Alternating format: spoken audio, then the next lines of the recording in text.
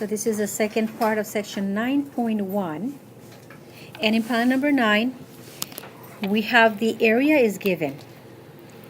And diagonal 1 is given. Why is that diagonal 1? Well, because they're asking me for diagonal 2. So you were supposed to have the formula as A equals diagonal 1 times diagonal 2, and then divided by 2. So you're supposed to have 90 equals D sub 1, and then times 15 over 2. You set it up as a proportion. You cross multiply. So 90 times 2 is 180. And that is 15D. Notice that I put the 15 on the left because it's just proper to put the coefficient first and then the variable. And when you divide it by 15, I believe you said that that was 16 or 12. What was it? 180 divided by 15? 12? Okay, so 12. And that was the last problem that I covered yesterday. So number 10 is pretty much the same idea. And I believe I started with number 11, no? Yes. Okay, great. So in number 11, the formula for the area of the kite, same one. So here, A equals D1 times D2, then divided by 2. Then you substitute the area, which is 16x. Diagonal 1, we don't have diagonal 1. We have diagonal 2, which is 8. And then to get rid of the 8, since it's multiplying, you divide by 8. That's right. And so the diagonal 1, you just divide the coefficients. 16 divided by 8 is 2, so it's 2x. And then you put the dimension, the unit of measure, which is meters. And that was D1. Okay? Then for number 12, this is a high school level problem. So we first put the formula. So I recommend that you first write the formula down.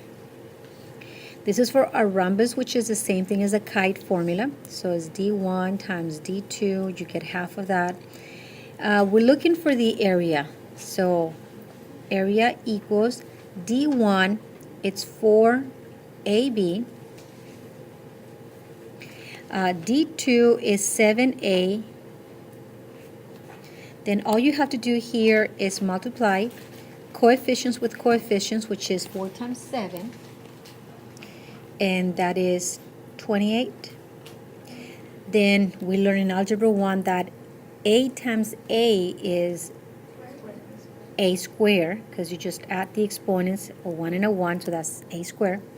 There's no other B, so I just rewrite B. And then inches times inches is inches square, so square inches. And that's the answer. Yeah, that's it, okay? Now on the back of the paper, just similar problems. So number 7, it says find the area of the rhombus. And they're giving me the length of the side of the rhombus. As you know, all of them are going to be 17. It's a rhombus. And also, if you remember when we covered quadrilaterals, the rhombus, the diagonals are perpendicular and they bisect each other. So since one of the diagonals is 16, half of that is going to be 8. Since I need to know the area of the rhombus, I need diagonal 1 times diagonal 2. I don't know what diagonal 2 is, so I need to find the diagonal 2. So I need to find this piece right here. And to find that, we'll look at it from a triangle perspective. So here I'm going to use the Pythagorean theorem, which is 8 squared plus x squared equals to hypotenuse squared, which is 17 squared. So this is just 64. Subtract 64 from 17 squares, 289? Yes. Okay, thank you. So it's 289 minus 64. So x squared would be 225. And the square root of that would be 15. Okay. Then once you know that that piece is 15, well, the other piece is also 15, so the whole diagonal, it would be 30. So the first diagonal 1 was 16, diagonal 2 is 30. Now just put that into the formula. So area equals 16 times 30, and then half of that. So it's 8 times 3 is 24. Did you get 240? 240 is area, so it's square centimeters. So when you do number 7, this is similar to number 7. Okay? And then next problem, number 12. In problem number 12, they're asking me for the perimeter of that rectangle. And as you know, the perimeter is just the sum of all the sides around. So you can do it two ways, okay? You can just say, well, the length is x minus 2, and the base is x minus 2, and the height is x plus 3. Then you can just say, give me the options. Let's have some fun here. Okay, so come on, not doing anything. I want this. Okay, here you go. So 1x plus 1x plus 1x plus 1x. How many x's do I have here? So how many x's is that? 4. So it's 4x, right? Right. Yes. Okay, now let me combine the numbers. Okay. Come on. I need to combine the 3 with the 3. How much is that? 6 together? Okay. So 6 minus 2? 4. 4 minus 2? 2. That's it. I know. Wake up. You're awake now. Great. Okay. So this is centimeters. That's one way of doing it, okay? Now, notice that I put all of that in parentheses, and then I put the unit of measure outside. You got to do the same thing when you have binomials or trinomials or any polynomial, put it in parentheses, and the unit of measure, just put it outside, okay? Now, which is another way of doing this? Well, you can just say perimeter formula is twice the length plus twice the width. So this is twice the length is x minus 2, and then the width is x plus 3. You distribute, so it's going to be 4x. What 4x? I'm already combining. 2x, right? Okay, so it's 2x, and then 2 times negative 2 is negative 4. 2 times x is 2x, and 2 times 3 is 6. Okay, and then you combine the like terms. 2x and 2x is 4x. And then negative 4 and positive 6 is the positive 2. So it gives you the same answer, okay? Now, number 17. Number 17, it's a little challenging because of the radicals, okay? So if you were trying that problem in your homework, well, it was just 1 through 10. But the challenging part is the radicals. So what you need to do first is the 10 square root of 3 is half of the diagonal. We don't have this piece of this second diagonal. So I'm going to use the Pythagorean theorem to find that missing piece. So I'm going to let this be x. So x squared plus 10 square root of 3 quantity squared equals c squared, which is 20 squared. Now, the quantity square, that means that is 10 squared. When you distribute the square, and you have square root of 3 squared. Because I'm distributing the 2. That 2 right there. I'm having fun, guys, here. So anyways, having fun. So that 2, you got to distribute it, okay? So I just put 10 square and then the square root of 3 square. And then 20 square. How much is 20 square? 400. Okay, great. So now I need to simplify. 10 square is 10 times 10? 100. And what happens with the square root and the square? Cancel each other, right? So when they cancel each other, all you're going to have from there is a 3. And then just multiply 100 times 3, which is 300. And then when you subtract that from 400, it's 100. But then you have to get the square root of that, and that would be 10. So this piece is 10. Okay. Now I need to find the second piece, which is this part of the diagonal. Okay, again, since this is a kite, these two pieces are the same, so this is going to be 10 square root of 3. So let's go ahead and find this piece the same way that I found the small piece. Go ahead and try that. Find that second piece, please. Go ahead and find the second piece, which is this part of the diagonal. Go ahead and try it, please. The answer is 30. You're supposed to have x squared. Oh, wait, what is it? Oh, right. Okay. That's right. Got that? Okay.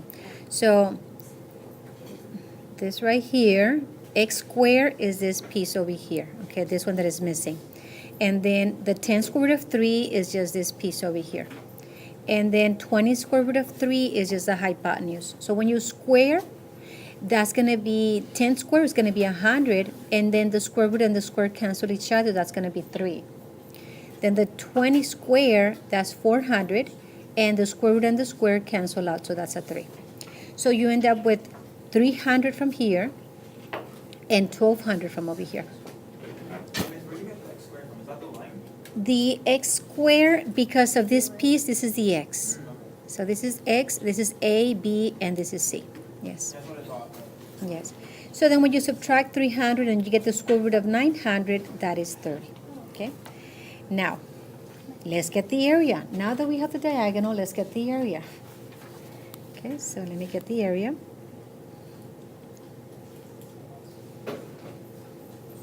Okay. So, the formula for the area of a kite is A equals diagonal 1 times diagonal 2, and we get half of that. Okay, so diagonal 1 is 10 square root of 3 plus 10 square root of 3. Together is what? 10 and 10 is 20. So it's like having 10x plus 10x, so it's 20x. So in this case, it's 20 and 20 what? That would be 20 square root of 3. Okay, so you just put 20. Yeah, so it's going to be 20 square root of 3.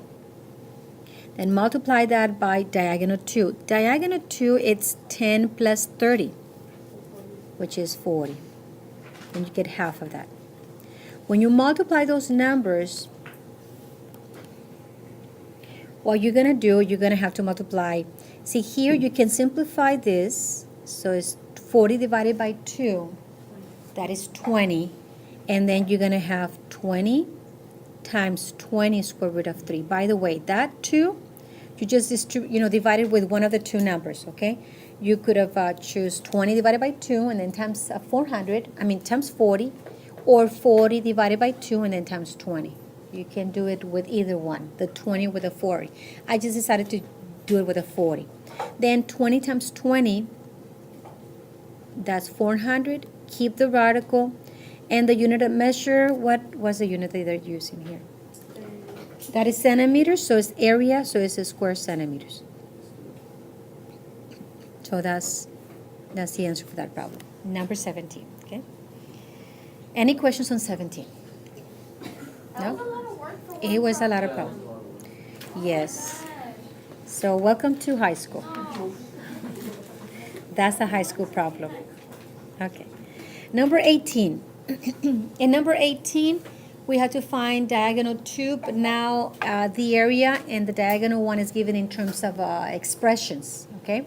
So we just work with them the way that you did it in Algebra 1, okay? So the formula is A equals diagonal 1 times diagonal 2 divided by 2. The area is 2x squared plus 6x. Diagonal 1, we don't have diagonal 2, so the one given must be diagonal 1. So it's x plus 3 is diagonal 1, and then times diagonal 2 divided by 2. Okay, so I need to leave d sub 2 by itself. I need to solve for that. What do I do first? Multiply by 2. That's right. What you can do here, you can set it up as a proportion, like this. So that's why you multiply by 2. So it's 2 times 2x squared plus 6x equals x plus 3, and then d sub 2. So when you multiply by 2, that would be 4x squared, and then 2 times 6x is 12x. And then this is x plus 3, d sub 2, and Peyton and Rodrigo. So then now, I need to leave d sub 2 by itself. It's multiplied by x plus 3. So I divide by x plus 3. Okay, that way that is just 1, d sub 2. Okay, so now what you need to do here is go back to the basic skills in Algebra 1. Okay, on the numerator, this right here, I need to factor it out. Do any of you remember how to factor it out? What can you factor from these two terms? The 3 and 12, is that right? Is there a 3 in common on this one and on this one? No. I was talking about the No, a numerator. 1 and 12? It would be 1 and 3. What's in common? A 4 is in common. It's a multiple of 4 and a multiple of 12. Okay. Anything else that you can factor it out? 2 and 6. From these two? the 2 and 4. Okay. Okay. Okay. I can see that we need to go back to basic skills in algebra, okay? When they taught you factoring in Algebra 1, they mentioned prime factorization, okay? The prime factorization is when you have prime factors, prime numbers. Do you know what a prime number is? Numbers are what? Can't be divided. They can only be divisible by 1 in themselves, right? Okay, so then let's break that into a prime factorization. So tell me, what is 4 as a product of a prime numbers? 1. Could that be 2 times 2 times 1? Right? Okay, so this is a prime factorization. What about x squared? X squared is the same thing as x times x, right? Okay. What about 12x? Aside from the 1, we can say 1 times, okay, 2 times, what else? Only prime numbers, okay? 2 times 2 times 3. times 3. And then we have an x, so let's keep the x there, okay? That is called a prime factorization. If I didn't teach you this, make sure you learn it right now, okay? So now, once you do the prime factorization, let me just rewrite the rest of the problem. This is d sub 2. The factoring, when they ask you to get the greatest common factor, you get whatever is in common. So what is in common here on the two expressions? Well, a 2 is in common, another 2 is in common. What else? What else is in common? And x is in common. So what is left out? And x from here, obviously the plus, and the 3. Okay, so then what you're going to do is whatever is in common goes outside. 2 times 2 times x goes outside. Inside you put whatever was left over from the two terms, which is x, the plus sign, and the 3. Okay? Then you have to multiply the outside numbers. What is 2 times 2 times x? 4. That would 4x, okay. So then that would be 4x. And then you have x plus 3 over x plus 3. And this is Algebra 1, guys, okay? I'm not teaching anything new. So can you simplify something here now? The x plus 3, they cancel each other. That's just the 1. So d sub 2 it's 4x, and the unit of measure, I believe it was Meters? meters. Okay, so it's meters. Okay. Man, that was. Wow.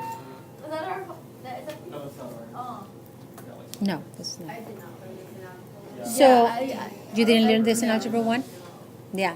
This is the lesson 1 when you do factoring.